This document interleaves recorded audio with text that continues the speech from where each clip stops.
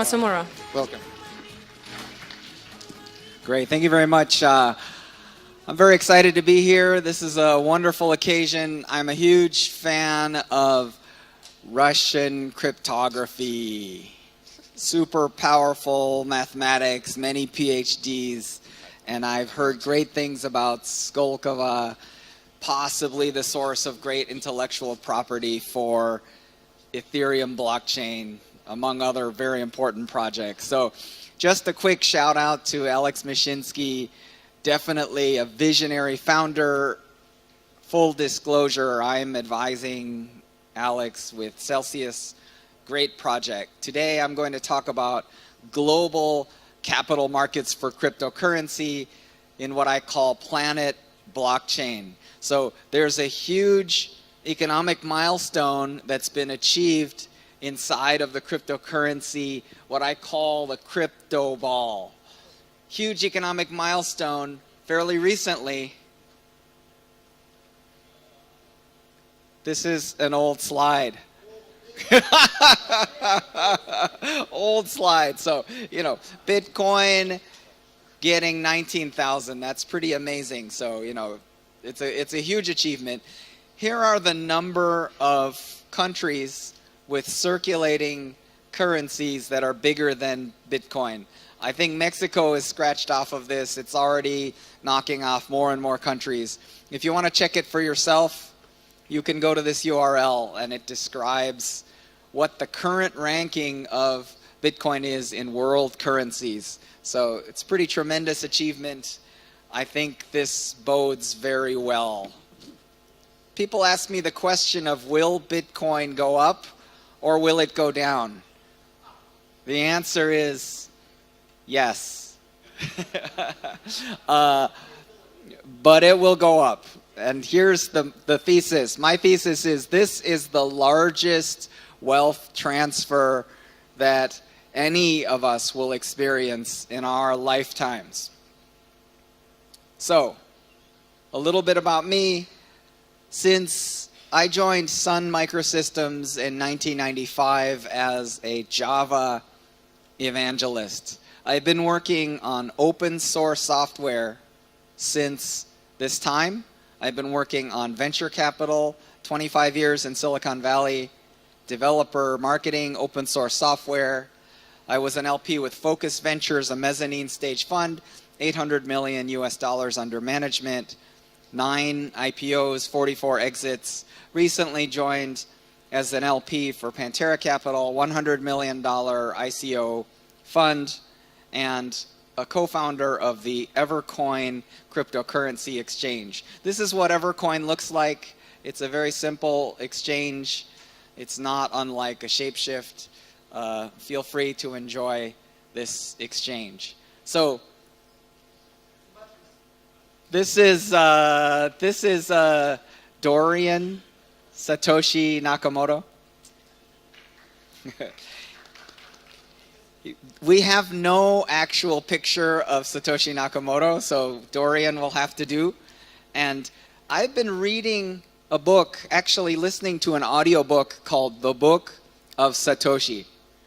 So if you get the chance, get this book, The Book of Satoshi, because it contains the most important emails that Satoshi sent.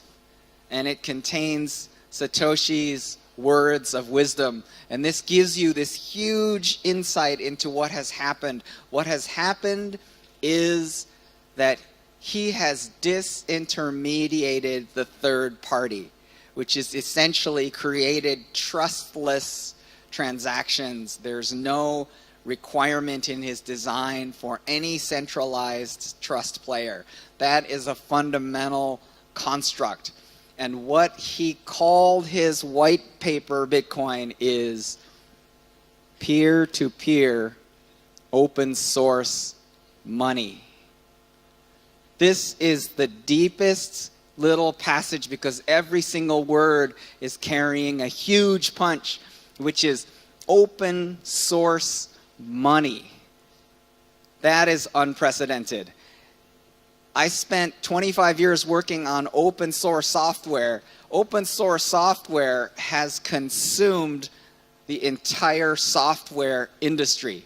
Everyone in the room uses open source software every day. You don't even need to be an Android user. You can be an iOS user. If you do a Google search, what's behind the Google search? Linux, MariaDB, huge open source, everything, right? We're using open source everywhere. It's eaten everything. Open source money is going to eat all money. So we're going to see a huge sea change in the money industry. So what is exactly happening in Bitcoin is decentralization. That's the big ticket here. So when you think about decentralization, what are the key ingredients? So one of the key ingredients is finding an externality. In economics, an externality is somebody is getting screwed over, which is an externality is when you have a cost that's borne by someone who did not consent. So that means that somebody is paying and they were not asked to pay, they just are paying, right? If you look at, for example, in the United States, if you are a baby born in the United States, you have 157,000 US dollars of debt from day one of your birth. This is because of rampant printing of money, rampant overspending, and in fact, there's no sign that the government of the United States will slow down spending. As you can see from the recent tax proposals, the spending will continue.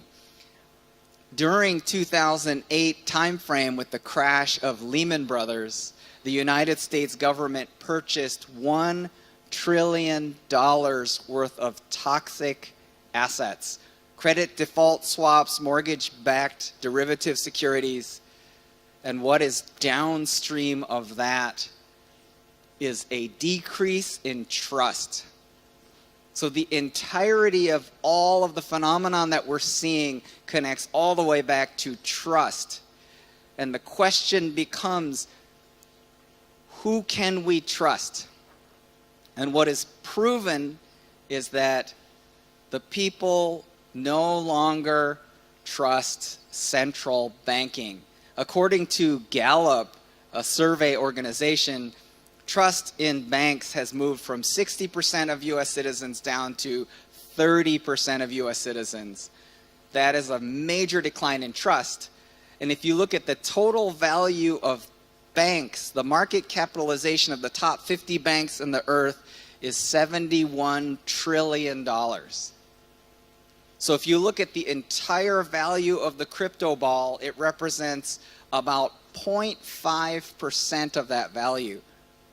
And what I'm saying is that the lost trust in that intermediary, the central player in banking, is now being compensated by a cryptographic currency that requires no such player in the middle. In fact, many of the externalities in financial services come from centralization. The fact that you have a central database that can be hacked. Another centralization externality is things like rent-seeking behavior or lobbying Congress. In the United States, there are 20 lobbyists for each member of Congress. So that means that power is being used to promote power. If you are decentralizer, you need to create an on-chain system of record. That means that the blockchain needs to contain the truth about your externality. You need to eliminate economic freeriders, which means anyone who's stealing value from your network, you need to eliminate them. Step 3, you need to reward positive behavior. So if you look at Satoshi's solution, miners are securing the network using proof of work, and the miners are rewarded. The users are adding value to the network, the users are rewarded. Everybody's being rewarded. So good behavior is rewarded in your network. And the result is a huge aggregation of value. Let me describe a utility token thesis that I call the tokenized flywheel, which is, imagine that you have a token sale and you're funding. Let's say you fund user acquisition, you get users. So now you have users that are buying your token. What happens when the users buy token is the price of your token increases. This invites investment and speculation into your token, which further increases the value of your token, further increasing the value of your token reserve and increasing your fiat reserve. This creates a network effect on top of any pre-existing network effect. In a sense, you're getting a network effect for free. What this means is that the future will be dominated by token economics. I had an entrepreneur ask me, should I do an ICO? Isn't it just for raising money? So I told the entrepreneur this. I said, you better do an ICO, and it better not be just for raising money. You need to create a token economy around your product. Why? The reason is very simple. You have to create a token economy around your product, because if you don't do that, your competition will do that. And if your competition does that to you, you're done. So that is the thesis around the next component. So what I'm going to talk about really briefly, so this is the last step in the decentralization handbook, which is if you have a network effect, you're going to reach your natural total size of your addressable market, which is effectively a planetary scale. So I'm going to do a quick hop, skip, and a jump over this section of my presentation, because this section of my presentation is about ICOs and ICO statistics. And I can tell you that the next speaker, Juan Lee, is a world expert. And he's going to give you the numbers on ICO. So I don't need to give you the numbers on ICO. But what I can do is give you my attitude. So this is the San Francisco Ferry Building. Inside of that building is blockchain capital, among other things. Do you see this gathering of people? What are these white objects? What are these white objects these people are carrying? I can tell you this. I'll tell you the punchline. What are those white objects? So $3.8 billion in ICO year to date. Maybe there's 30 ICOs per day. Again, this slide instantly out of date. Cumulative ICO funding, another slide, instantly out of date, possibly an order of magnitude bigger. Those square objects are pillows. Every Valentine's Day in San Francisco, 1,000 sexually frustrated people hit each other with pillows. Why am I talking about this? The reason I'm talking about this is I believe that the current ICO market is a pillow fight. The reason I say it's a pillow fight is if you look at the size of the crypto ball, we currently have an approximately $400 billion crypto ball. That means the value of all cryptocurrencies. If you add up all ICOs, it's less than $4 billion, right? So that means 1% of cryptocurrency value has gone into ICO. Now, it's more than all the VC funding, so it looks big, but it means that most investors are not being harmed. Most of the projects will fail, but we can afford it. With $400 billion in the crypto ball, we can take 1% and we can spend it. And I'll tell you the other way to look at this. This is not just a party. This is a talent grab. This is a historic talent grab. The best engineers. I was talking with a partner of a famous venture firm in San Francisco, and he said, we're opening a crypto venture fund. So I said, why? Why are you opening a crypto venture fund? He said, the smartest entrepreneurs that we know are bringing us crypto deals. So if we want to work with the smartest talent in the industry, we need a crypto fund. Think about it. This is great. It means crypto has absorbed the best talent in the world in service of open source money and decentralization of all industries and all infrastructures. That is exciting. I'm not going to talk much about ICO statistics. Pillow fight injuries do occur.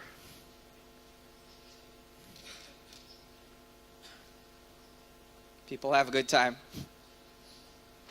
So just very briefly, I have some projects that I'm advising. So I'm going to go through them quickly. I'm working on the Evercoin exchange. We have a iOS, we have an Android application. I'm also working on a governance project, the ICO Governance Foundation. You can find it at icogovernance.org. I'm also advising Alex Mashinsky, the previous speaker, on Celsius. To me, one of the most exciting things about Celsius is, what is the first thing that you do in Bitcoin?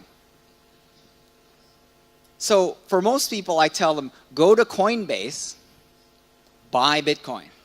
100,000 accounts a day going to open accounts in Coinbase. I ask, what is the second thing you should do? The second thing you should do is you should move your Coinbase account into Celsius so you can start collecting interest. Every day you can get more and more and more Bitcoin just by moving your account. I'm also working on Walla, which is an African crypto bank. I'm working on Guardian Circle as an advisor. Emergency response, 911 services. I'm working on this thing called Workcoin, which is like a decentralized Upwork or a Fiverr. And I'm working on the Naga Group token sale, which is a very big hybrid. It's an IPO, publicly traded company that is doing an ICO. That's a very interesting company. So we've reached, I think, the conclusion, which is this is really an outgrowth of the natural forces of the world. So cryptocurrency is a natural response to the decrease in trust in central financial authority. And I think the value of it, I think it is undervalued. And I think that we're going to see, because of that reason, we're going to see the value increase. So that's it for me. On to questions. Yep, we have a question to you. Are you ready to invest in tech parks in Russia, or, for example, mining or energetic sector? Okay. So I think the word mining connected to the word energy sector is actually physically digging the ground, I think. But the word mining could also mean cryptocurrency mining. I'm interested in asset-backed tokens, but I do believe that the crypto economics of an asset token is dependent on huge volume because the margins are very small. The other thing that's very important is you have to prove that not only do you own the underlying asset, but you also have to prove that the token holders own fractions of the asset. So for example, if you have a giant titanium mine, you have to prove that you own the mine and that the token holders own pieces of titanium, or else the whole thing falls apart. So I do think asset-backed is going to happen, but I think the crypto economics perhaps are not as explosive as utility token. Thank you. Уважаемые участники конференции, я напоминаю вам, что вы можете задавать вопросы спикерам с помощью мобильного приложения. И мы можем еще 2 вопроса из зала. Приветствую. Вот, честно говоря, удивляет. Вот сегодня весь день конференции, все говорят о децентрализации, в том числе и приводя пример биткоин. Но никто не сказал о том, что сегодня абсолютно все криптовалюты, они либо изначально не децентрализованные, либо по мере своего развития центрируются, в том числе и биткоин. То есть вначале он был децентрализованный, но по мере своего развития сложность добычи увеличивается, и власть аккумулируется в руках крупных майнинговых пулов. Сегодня это 20-30 майнинговых пулов, но тенденция такая, что это будет один крупный майнинговый пул. Вопрос такой, There's no way I'm going to get that question. теперь на территории Китая... не переводит? Переведете? The answer is Поэтому нет. вопрос такой... Вот мы жили больше 100 лет при мировой финансовой системе, основанной на долларе США, где эмиссионный центр находился, Федеральная резервная система, по сути частная лавочка на территории США. А можем прийти к мировой финансовой системе, основанной на биткоине, где эмиссионный центр в Китае. Sorry. Mika, I have one philosophy question. One very important philosophy question. Yes, because it's most important thing. Great. Yeah. How do you think when money is going on?